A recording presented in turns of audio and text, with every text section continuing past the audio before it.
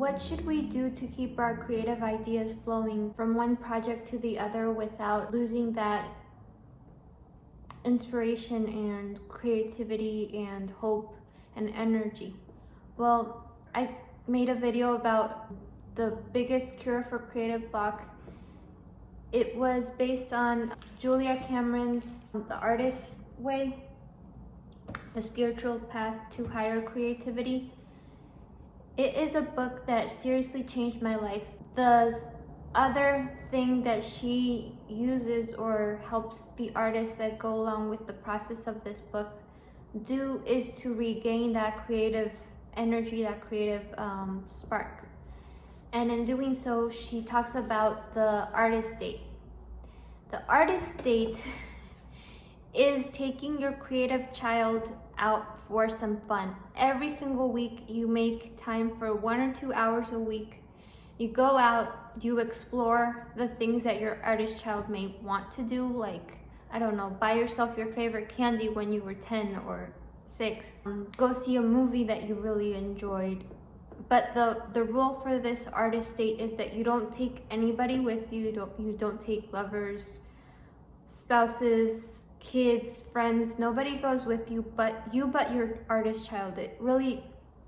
It's a rule because it's you refilling your cup with rest from other people and to experience things that you like. And not everybody's gonna like what you liked when you were 10. Maybe, I remember there was one really fun date that she talks about somebody going skydiving because they always wanted to do that. Like, that's something that I love to do.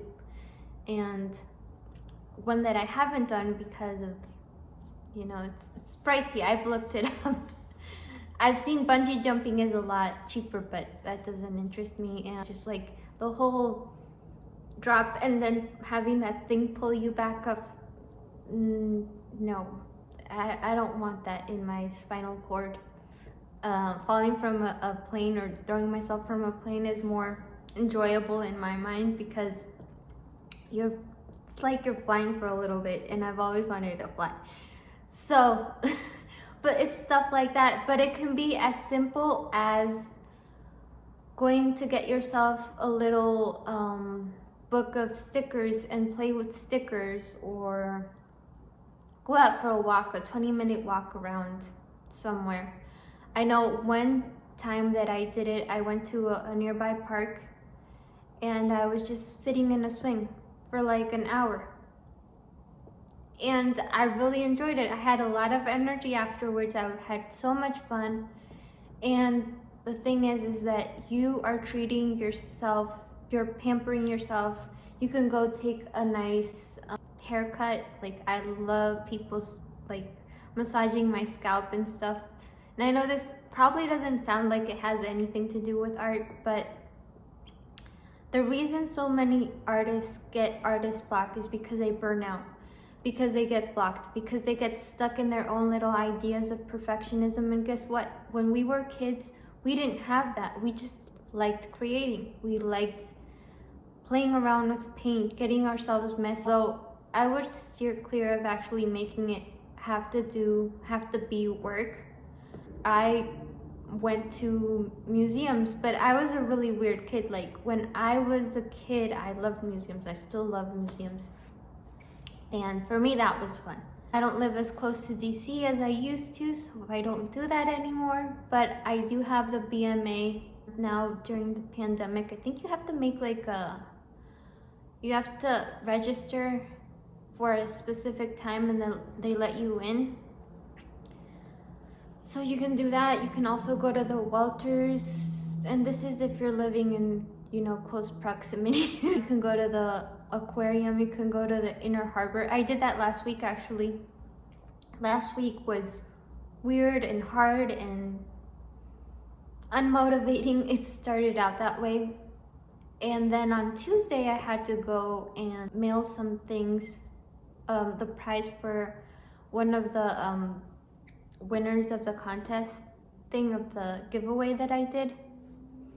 And if you guys want to be the first to be eligible for my giveaways or coupons in my store, or just to be the first to know about what's going on in my art life, subscribe below. I'll put a link down there, and if you're watching this from Instagram, the link will be in my bio. And also, if you guys want to look at the first video, which shows you how to get rid of the artist block, and she talks about it being an in and out process. The out process is the 3 morning pages, and it's long-handed free writing that you do every morning. I've kind of been bad this week, but I've also had a lot of stuff to do, you know, finishing off some things that I had to finish from last week, which took me a while because I had to wait for my landlord to give me some documents that I needed to submit for something. And I don't like having to do a whole bunch of stuff and depending on somebody else to send me things, because it's always, you know, I can't do it at my time. I have to spread it out. I have to wait. And the artist date is also a good thing in the sense that it helps you become calmer. The artist pages really do let you get rid of all of that negative energy that you're probably harvesting from a really long time, from negative self-talk, from negative parents, negative teachers, negative society. I mean, this world. But anyway, and the artist date is just a fun way of doing it. And since, you know, I told you guys I went to the harbor to mail that thing for my contest winner, I also went to the harbor because it was like literally right across from where I was. So I went and took a walk, and that seriously made me feel so much better. It wasn't that long and it was getting a little late, and I was getting a little hungry, so I came back.